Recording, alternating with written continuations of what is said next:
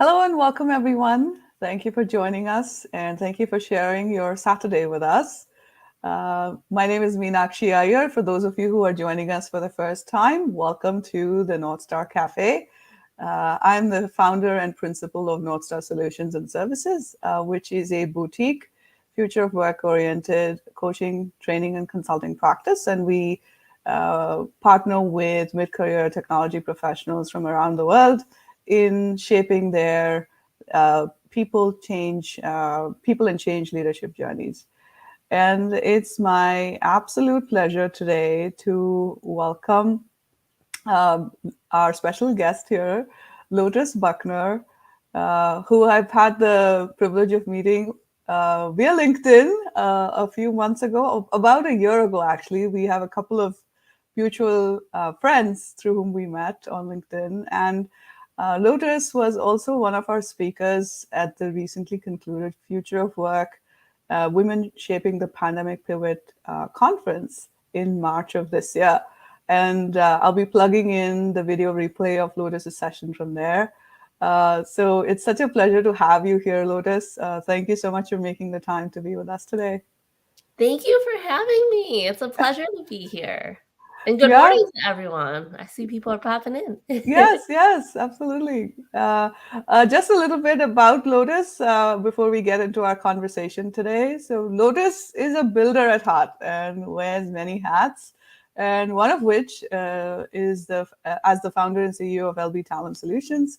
And her what really drives her to is helping people maximize and elevate their talent and leadership potential, and she's a strong believer that more of us are leaders than we think. I couldn't agree with you more, Lotus, on that. And one of the other hats that she wears is being the tech savvy people and culture executive. And she has more than a decade of experience doing that. And she also tends to a lot of her passion projects, including a virtual roundtable series on diversity, equity, inclusion, and belonging. She loves writing, speaking, and leading meaningful workshops. So it's such an honor to have you here amongst us today, Lotus, as we talk about staying relevant amidst the Great Reset. And I'm just going to go ahead and look at the comments here. Thank you, Carol. Thank you for joining. Thank you, Debbie, and good morning. It's lovely to have you all here. Um, so, the I also wanted to share a little bit about the NorthStar Cafe. So this is really a space, a live stream space for having conversations on leadership development, and as I like to call it, at the intersection of people, process, and technology.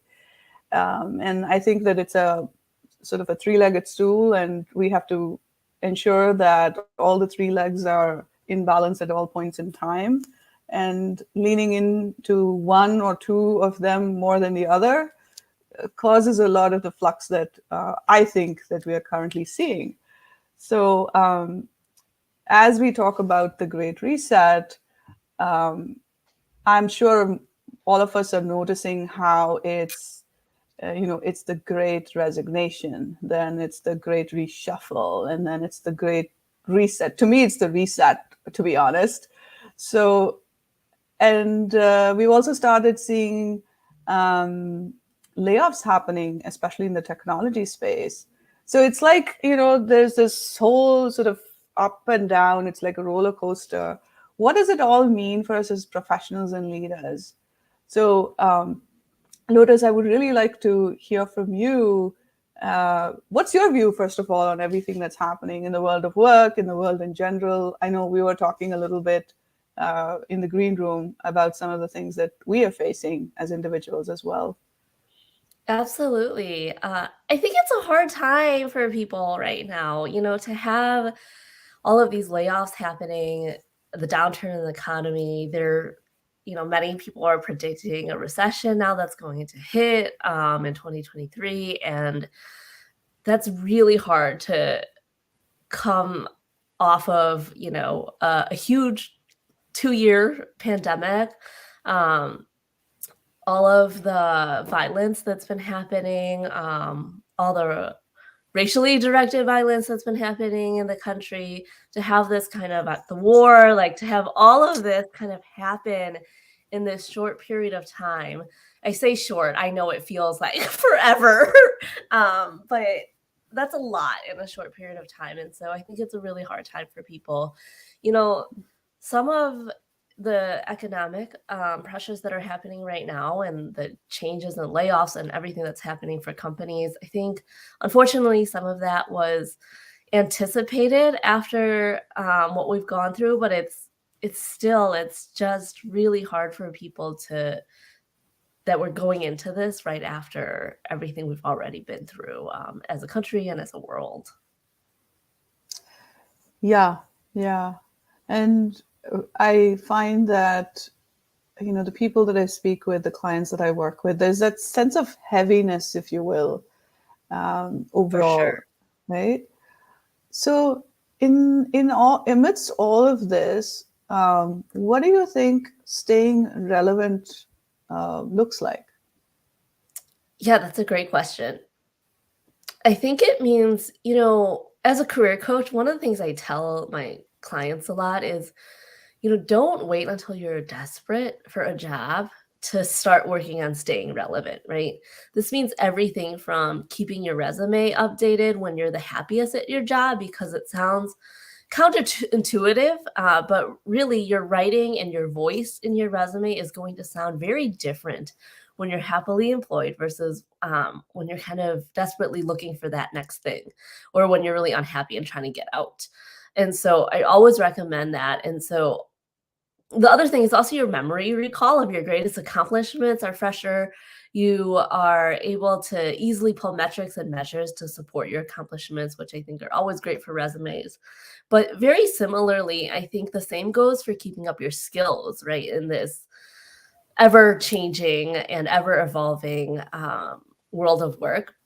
When you're comfortable in your job, it is the best time to upskill yourself. Challenge yourself, take classes, look for new projects at work, get involved in committees if you have the opportunity to do that, tackle new and scary projects. This will keep you really relevant and ready for change. And whether that change is initiated by you, your company, our economy, any other factor, it'll help you stay relevant. So, what I'm hearing of Lotus is, uh, staying change ready is something I'm hearing you say. And I loved what you talked about updating your resume when you're the happiest in your job. That is super insightful. I'd never thought of that before. But it makes total sense, right? Because we are all at the end of the day energy beings, and it just shows up. We show up based on how we feel. It's less work too. I think, Yeah. a lot of times I'm obviously working with people who are really either, don't have a job anymore and looking for their next thing, or they have a job that they're really unhappy with and they want to make a shift. And it's a lot of work then and a lot more investment. But I definitely think that when you're happy, keep that updated. Just it's less Mm, work if you just maintain it rather than having to start from scratch every time. absolutely. Absolutely. That's really insightful. Um, Yesterday I was talking to a group about organizational change management and in general about change in an organizational setting. And something that I shared then was we typically look at change, even in organizational settings, we look at change in sort of a bit of a silo. And we talk about change management when we are going through a change, or maybe just right before we are going to go through a change. And what you just shared about maintaining your resume versus updating it only when needed, I'm guilty of that. So that's the first mental note I've made for myself. We all are, and I love what you're saying, the comparison that you're making, because it's so true. Because organizations and companies have to do the same thing. They make Yes. the same mistake that we do as individuals, right? when companies go through change management, they only do it and they only focus on it when there's a big change. But if Exactly. you focus on change management 365 days a year, if you practice it and you make those skills a habit, you're going to stay relevant as a company better. Your culture is going to be stronger. People are going to feel that the change is less negatively impactful, right? Because some skills, right? When we talk about change management, we talk about really strong communication, right? We talk about Yep. involving the stakeholders in the decision making. If you do even just those two things all the time with every decision that you're making, small or big, then when the big ones come, they don't feel Absolutely. so hard to adapt to, right? Because the employees are already used to having involvement in decisions. They're already used to things changing constantly rather than you never involve them and then all of a sudden there's this huge change. That feels like a lot. Absolutely. So well said. And here we have a comment. I'm sorry, it's showing up as LinkedIn user, so I don't have your name, but your career and your brand are your product. Absolutely. Totally agree with that. Absolutely. Yeah. What would you like to add to that, Lotus? I know you do a lot of work, and you have shared the sentiment before as well about managing your brand and your career like a business, like a product. Here's what I'll say. I 100% agree with that. We have to have a strong personal brand in order to really stay relevant, and be ready, right, for any Hmm. situation that comes our way when it comes to our career. What I do want to tell people though, my tip is always don't compare yourself to others though, Hmm. because that can be a very overwhelming if you don't feel like you've spent time on your brand yet, you haven't really sat down and spent time reflecting and thinking about your career and where you want to go, and you're just starting off, it can be really overwhelming. You go on social media and you see all these amazing people who have a gazillion followers, and you see their brand and it looks great, and they're always talking about how important it is, which it is, but you can't go from 0 to 100. That takes time to build, and it's something that you continue building. Hmm. It's just like everything else we're talking about right now. It's a continuous journey. It's not a one step or a one-stop shop. Absolutely. I always say change is a process. It's not an event, right? That's what's coming up for me now. And we have another comment here: nurture it throughout Exactly. its entire life. Absolutely. Thank you. And we'd also love to hear any questions that those of you that are watching us live have. So please feel free to put it in the comments. Um, I did have another sort of follow-up question for you, Lotus, is you talked about upskilling. And I know this was one of the things you talked about in the conference as well, and we focused on sponsorship from that viewpoint. Um, can you share a little bit more about what does upskilling look like for you? What do you mean, and how do you address that with your clients as a career coach? There's so many different ways to do it, and again, personalize that to you. Find what works for you, right? Because everyone in the world is gonna give you a million pieces of advice. I do career coaching a little bit different, right? A lot of people, especially if you come with one of the certifications, there's frameworks that you follow to coach clients, but for me, one thing that I've noticed is everyone is different. And so, I can certainly talk about some creative ways that you can stay relevant and upskill yourself. Uh, but do what works for you. Try things out. If it doesn't work, try something else because you still want that to be, you don't want this to be the most stressful thing in the world for you. So you want to make sure that even if you're changing careers, that you're going to be doing something that you really love. If you're feeling like you're forced to change careers or jobs because of the economy or being laid off or anything like that, you still want it's a great opportunity then for you to upskill in a way that is really relevant for you and that's going to get you to that a better next step. And so that can be anything from, take up a side gig, and that allows you to utilize skills that challenge you that maybe you don't have the opportunity to develop at your current full-time or primary job, or that you have always wanted to develop and just never decided to jump into it. Take up a side gig. You could volunteer for a cause that allows you to develop your skills. People think of volunteering opportunities as just these like grand causes, and it's going to take all my time. And it doesn't have to be. There's so many different ways to volunteer. So do something for a cause that's really important to you. But even something as simple as many professions have professional associations that hold conferences every year. And usually, if you volunteer to be like a door monitor or a traffic control or introduce speakers, you get free admission to that conference where you'll be Mm. able to network and learn from all different people in the profession. Both of those things are going to help you stay relevant. Similarly, if you have the means to pay and join associations or attend conferences or seminars and webinars that will help you stay relevant and continue to develop your knowledge and skills, that's always a great way as well. Technology is great now. There's LinkedIn Learning that is very popular, and a lot of people are able to upskill using that. It does cost money for a lot of their programs, but depending on kind of where you're, they have free stuff as well. And so, depending on what your finances are, do what works for you. Don't feel like if you don't have the means to pay thousands of dollars to go to conferences and do all of the LinkedIn learnings that there's no way for you to upskill. There definitely are other ways to do that. There's Coursera, there's Udemy, there's a lot of different free ways to upskill as well and learn Mm. new skills. There's certifications. To be totally honest, I've fallen out of love with them myself, but it is one way to increase your knowledge and show Mm. credibility in order to stay relevant. And then the last thing that I love that's happening more and more are hackathons. People think that our brains default to IT and that's a tech thing, but actually a lot of different professions have adopted hackathons. And it's a really great way for you to practice a brand new skill and learn a brand new skill and really stay relevant in that space, because those skills are usually the ones that they're forward thinking. They're thinking about what's the future Mm. look like.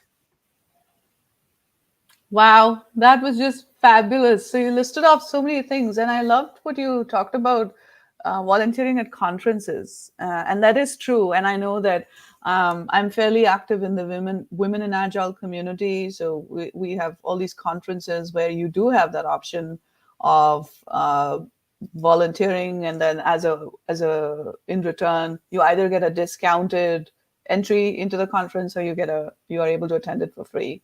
Um, and I also wanted to add that, and you alluded to this as well, Lotus, that a lot of these are happening virtual now, and some of them have stayed virtual even though we are sort of things are opening up.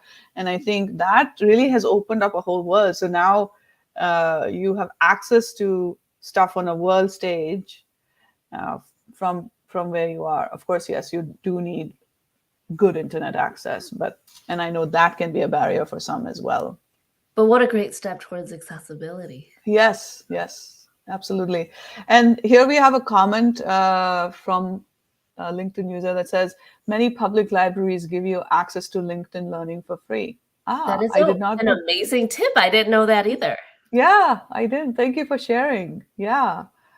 And I will say that, speaking about LinkedIn, I um, I am a linked. I use how shall I say it? I'm not a premium member. I use the free membership on LinkedIn, and there is so much out on LinkedIn. If you pay attention to, it's a lot of work, but if you curate what you want to see on your feed, if you curate who you follow and for what purpose, and engage meaningfully, I have learned so much just from being on LinkedIn as a member. Yep.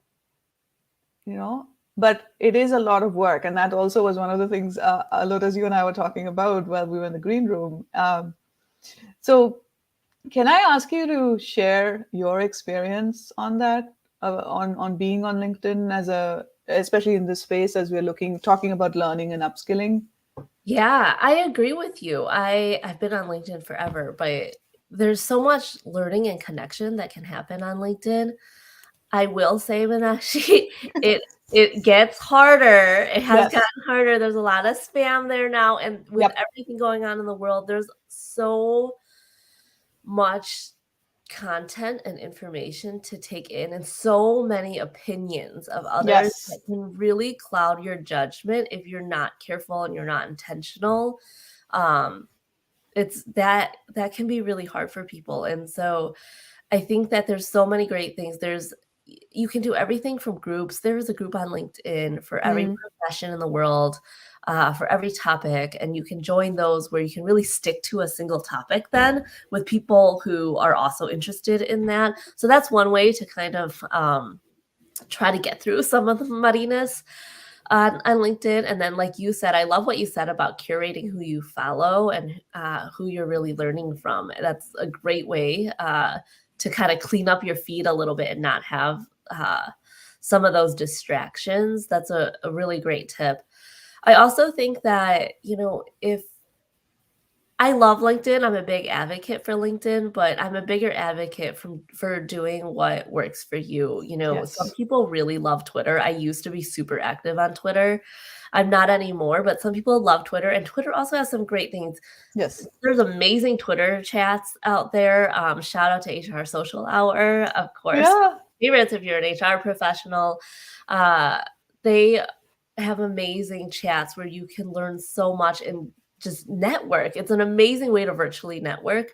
And Mm, so, and I've not used Facebook a lot, but I know people who have done really amazing things on Facebook as well. TikTok is huge now. So, mm, there's a lot of people who've gotten into that. Instagram, there's so many different ways to connect and learn and upskill and thrive and really build your network. So, again, do what works for you. If you love mm. Instagram because that's what you've used personally and that's an easier transition, that's okay. There's definitely ways for you to really engage there. But taking that first step, I think, is important.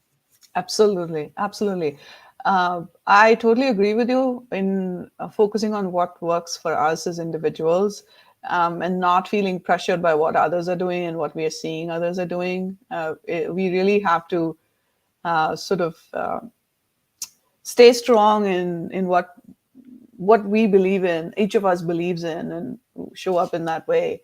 Um, Something that came up for me is I wanted to share this with everyone is in the technology space. There are groups such as the Google Women Tech Makers group, and these are free to join. There's something called anitab.org, which is a global organization for helping women advance their careers in the world of tech.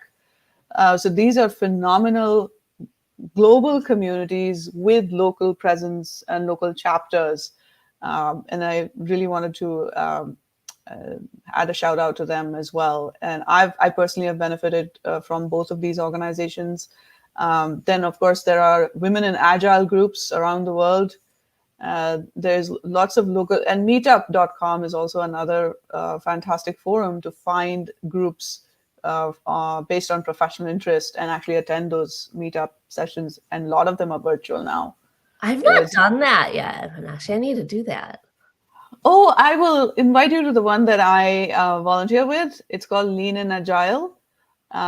Just, I'll send you the next one. So the I love local it. chapter, we meet the first Thursday of every month. We are taking a break in July. We'll be back in August.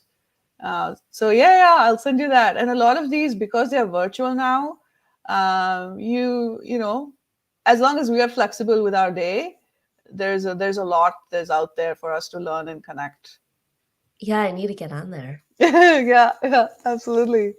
We do have a question here, Lotus. I'm loving this Sure. discussion, by the way. Carol, hello, Carol. Hello again. And I know Carol was also one of our attendees at the conference, Lotus.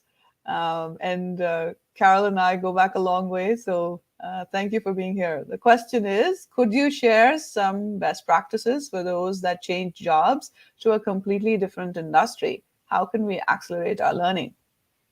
I love it, and that's happening more and more. I think a lot more people are actually taking that leap to kind of make a shift in their career, go to a different industry, go to a totally different profession even sometimes.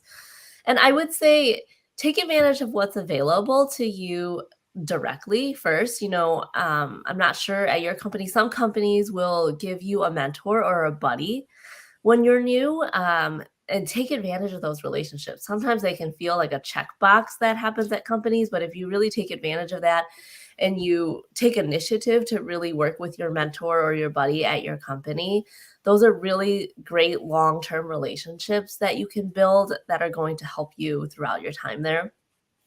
The other thing is associations. Again, if if that profession or that industry has a professional association, they usually offer tons of learnings that in different formats. So online, virtual, in-person conferences, all kinds of venues where you can really learn more about that industry very quickly. As an example, at one point in my career, I left HR for 3 years and I went to IT.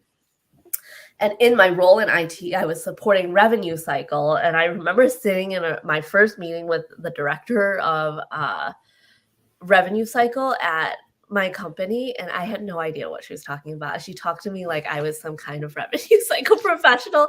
And I remember wanting to quit that day. I was like, what did I get myself into? Why did I change careers and departments? And it was awful. And I sat down and I just reached out to our VP of revenue cycle that day and asked for a meeting. And I sat down with her and I said, I don't know what I'm doing. I think I made a bad decision. And she said, it's been a week.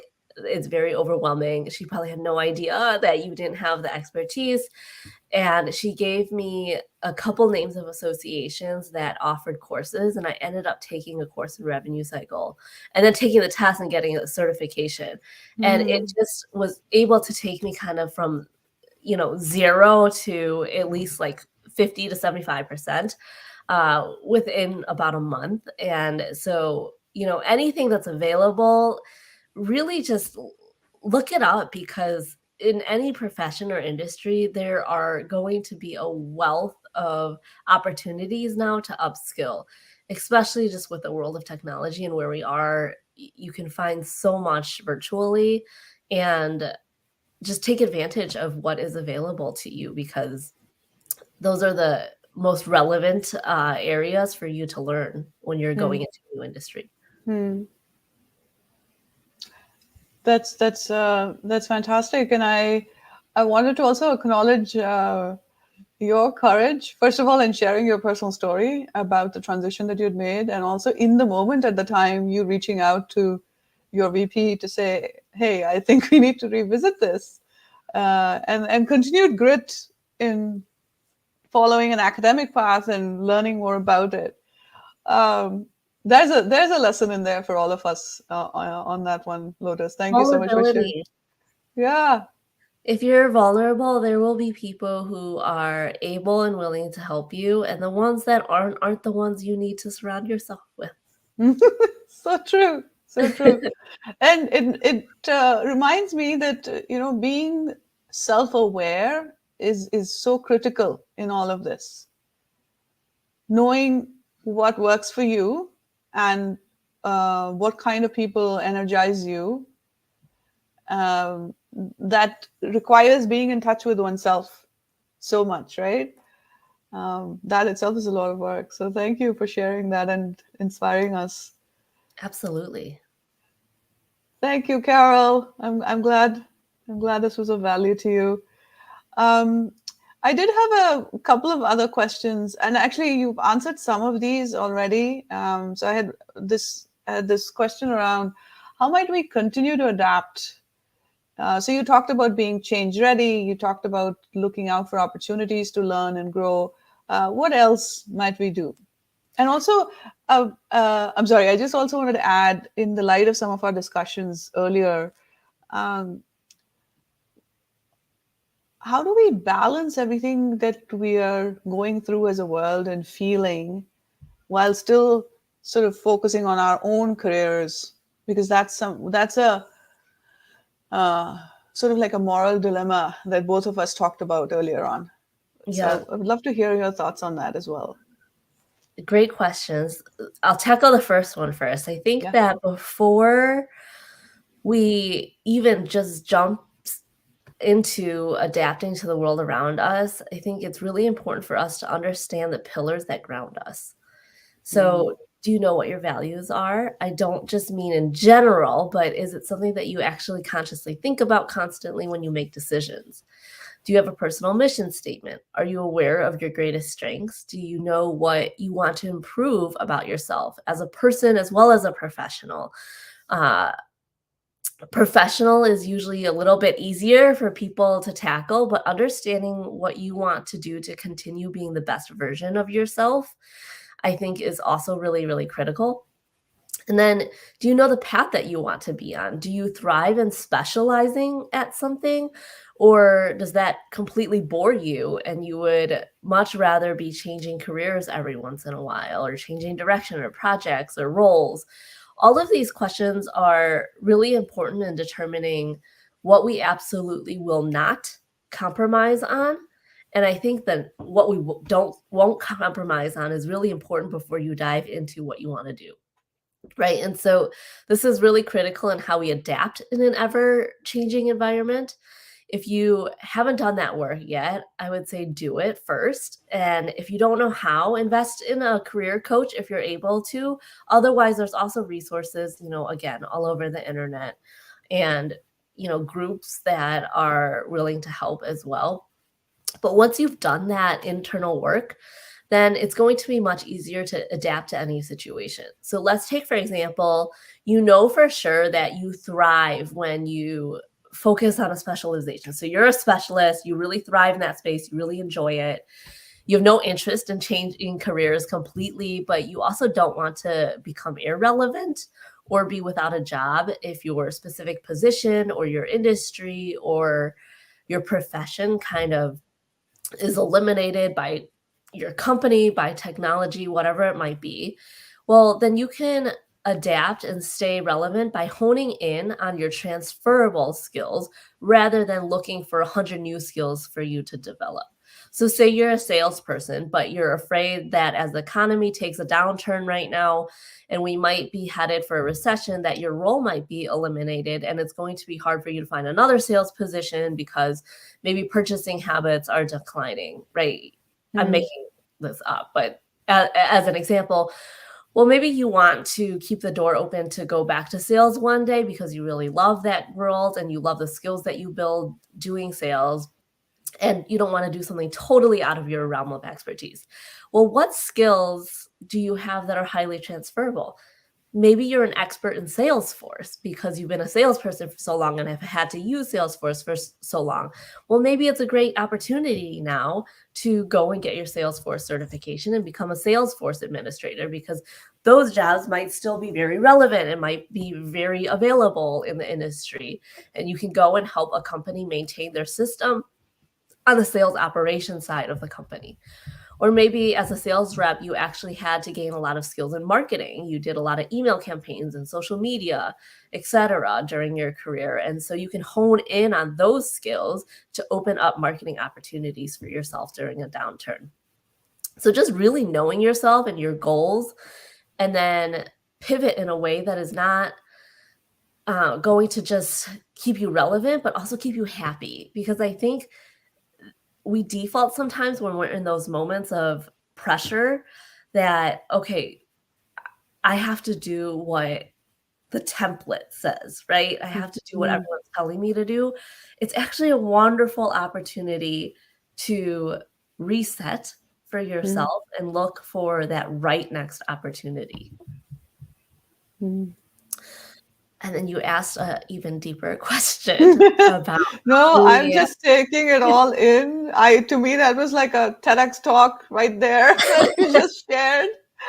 And before we go into the second, yeah, I know that was a deep question. I do want to share some of the comments that we're seeing here. Follow people on social media in your area of interest. Yes, absolutely. And send them a note. Absolutely. And, this is a great idea. And I've been doing that a lot myself, virtual coffees, setting up. And you can do the same as us as individuals. You can get yourself a free calendly.com account. That way your scheduling is automated. People, you don't have to do this back and forth. You connect with people, you share your calendar with them so that they can pick a spot to find time to talk with you. So there is ways in which you can use technology to support you in a very human-centered way. And you're absolutely right. The worst they can say is no. And I always believe that even if they said no, there's one more person who now knows what you do and what you're interested in, even if they've declined an offer to do a virtual coffee with you. So that's fantastic. And transferable and adjacent skills.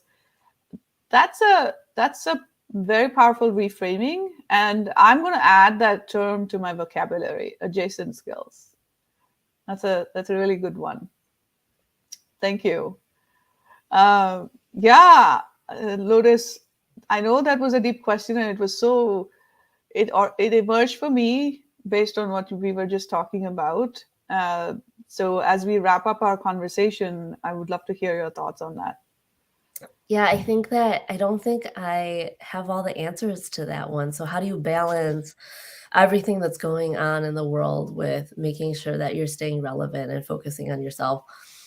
I can definitely share what I do. So I actually, before we went live today, I shared with Meenakshi that I've actually taken a break from LinkedIn and social media and still on that break. And so I think sometimes you have to allow yourself to do that and allow yourself some grace. I know that's an overused word these days over the last 2.5 years. So I apologize if that's a trigger word that is annoying to people. But my point is that there is a lot going on, and it can feel wrong or guilty or stressful or overwhelming to focus on yourself and what you need right now, whether that be, making yourself more relevant, preparing for your next career move, or something even more personal. It's okay to do that. It's okay to focus on yourself. It's okay to take a break. Even if you're in the job search, for example, sometimes that alone can feel like a full-time job and is super overwhelming for people. It's okay to take a break from that too.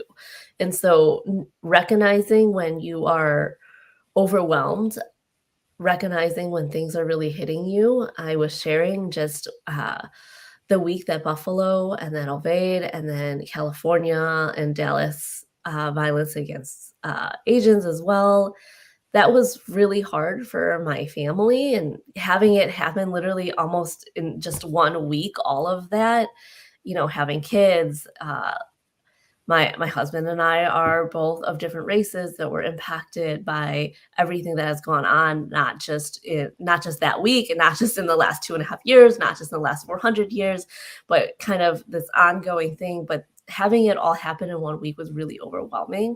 And so I had to allow myself to take a break, and that was really hard for me. And that's something I'm still honing in on and growing. It's not something I've done historically. It's not how I was raised to allow myself to take a break. And so that's something I'm learning as well. And I think it's just being able to prioritize what's most important in your life and allowing yourself to focus on that. Yeah, yeah. And I want to take a minute to acknowledge all the grief, all the sadness and angst that you and your family are experiencing. And also your courage in taking a break and acknowledging that to yourself, like you shared with us. Thank you for that. And I've had a similar experience for different reasons, and it was a bunch of I was experiencing a lot of burnout, emotional burnout, and things like that. And one thing I do want to share with you, Lotus, and with everyone that's here is I had experience on both sides of the fence, if you will. Someone that I was collaborating with was experiencing emotional burnout and stress and things like that, and they were sort of missing in action, and I didn't know how to reach out to them and what was happening. And we were working on a project together. And when we finally did connect is when I learned that they were in so much emotional distress. And I felt bad that I didn't know, because there was only one way of getting in touch with them and it wasn't working. So I didn't know what else to do. Um, but I also am guilty of building up stories in my head about what was happening, because, I was like, oh, another person ghosted me again, without realizing what was happening. And then I found myself on the other side of the fence when I was experiencing that, and I realized that I didn't feel like telling anyone what was happening, right? And then I am thinking that people should reach out to me and ask me what's happening, and that wasn't so there wasn't a lot of outreach that I was experiencing. So I felt really alone in for those few weeks trying to process all of that by myself. The learning that I walked away from all this is that our mental health, emotional health, we are not conditioned to talk about it like we do with our physical ailments. And so it's all the more important that we check in with people in our circle and even expand our circle, because even if something is going on, people are not going to talk about it that openly. So being there for others, especially during these trying times, that was a big lesson I learned. And the other thing that really happened to me was I started acknowledging that and verbalizing that to myself. Exactly like you said, acknowledging and taking a break, right? And when I started getting back to people that I hadn't been in touch with or hadn't responded to their emails and things like that, I actually said what was going on, which is the first time in forever that I've done that. And I was so pleasantly surprised to receive back responses immediately. Like I hadn't responded to an email for more than 2 months, and I got something back. When I said this, they responded right away, acknowledging what was going on and said, yeah, we are still willing to meet, And this is actually a virtual networking opportunity, by the way, that I hadn't responded for 2 months. So it just came up for me when you shared what you were experiencing. I love that. Thanks for sharing that. I think you're so right. It's also, I think, some of that is we haven't gotten rid of the stigma around mental health, Yes, yes. right? We haven't gotten rid of the stigma, even if you dive deeper, we haven't gotten rid of the stigma around burnout, right? There's still people who think like that doesn't exist. And, as a boss or a CEO or a founder, that I can expect you to work as long as I need you to and not burn out. There's just, it's very different than, like you said, a physical ailment that you can say, yep, like went to the doctor, this is what I have, this is what I need to do, right? Because sometimes with burnout and some of the things that a lot of us are experiencing right now, even just the emotional trauma that is happening with all of those things, sometimes it's not even obvious to us at first. And so that makes it challenging, I think, too, to start that conversation and talk about it when you're actually not even sure,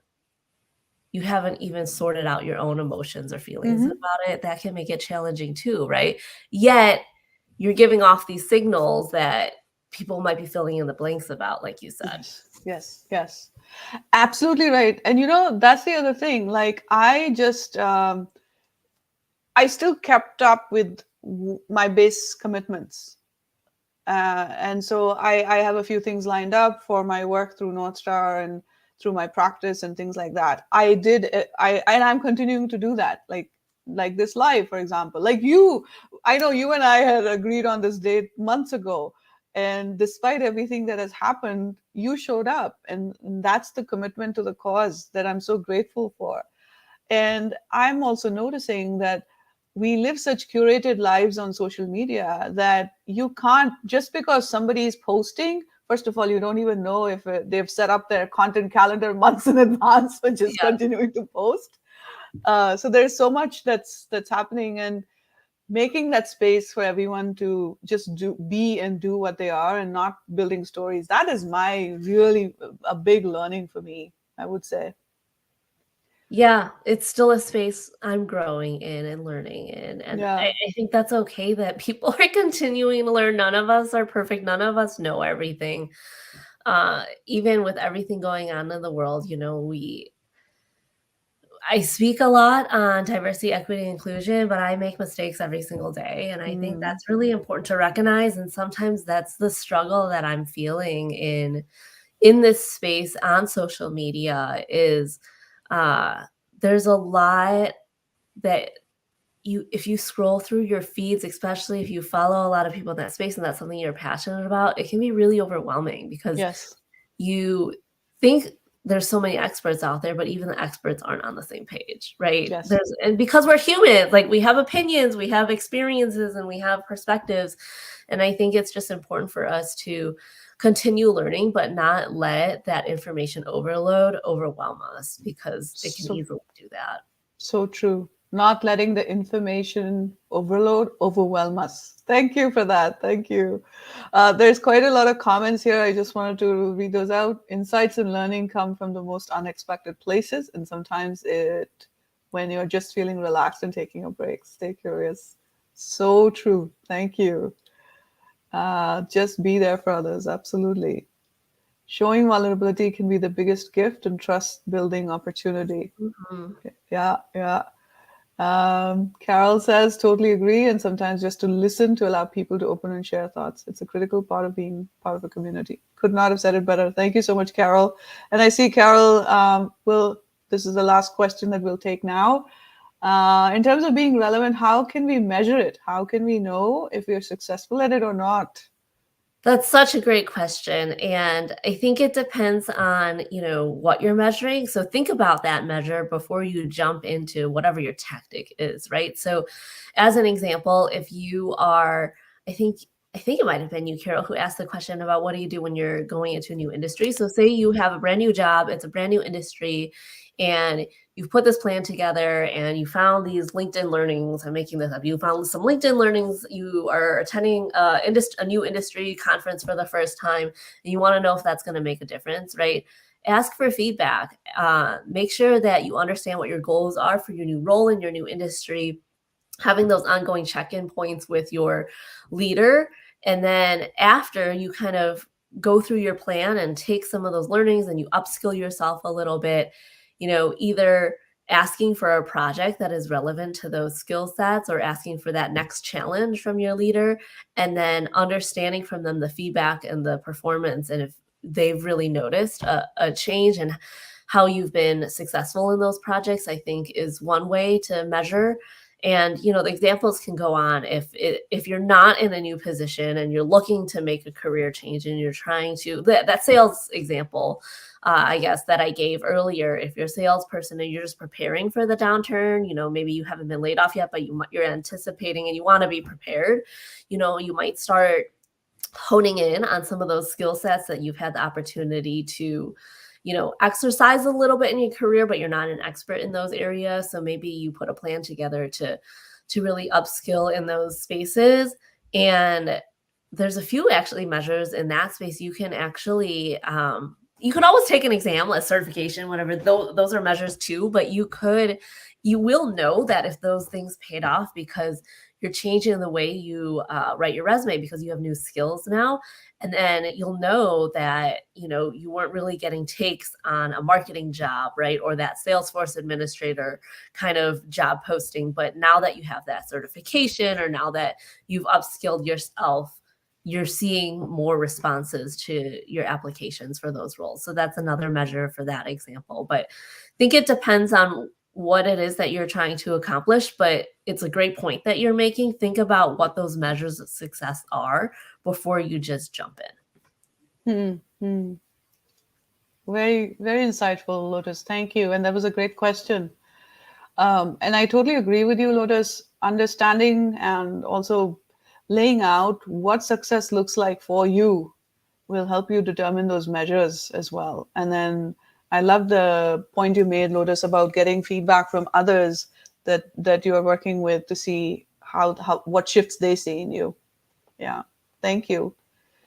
Thank Um, you. yeah, this is a fantastic conversation. I don't have any more questions for now. Let's take one final look here at the audience. If you have any questions. Um, Thank you. Thank you, Carol. Once again, thank you everyone for taking the time to be with us today live. And also thank you to those who will be watching the replay. I know, Lotus, our friend Tiffany is going to watch the replay. So I'm looking forward to hearing from everyone that watches the replay as well. And you can find this on LinkedIn, on the NorthStar Solutions and Services YouTube channel, and also on our Facebook page. So we're live on all 3 channels, and you'll be able to catch us there. We have a comment, and this is in response to Carol's question. Love these ideas. Feedback and success are signs. Your own energy is also a sign. Am I feeling in flow? Yeah. I wish we were able to see your name. It keeps showing up as LinkedIn user. So please drop your comment, name in your comment. Thank you, Debbie. Thank you all. And Lotus, thank you so much for sharing your time and your energy, your presence, your wisdom with us. So Thanks for appreciate it. having me. It's always a joy talking to you. Likewise. Thank you so much. Thanks, everyone. Take care of yourselves and stay well. Bye for now.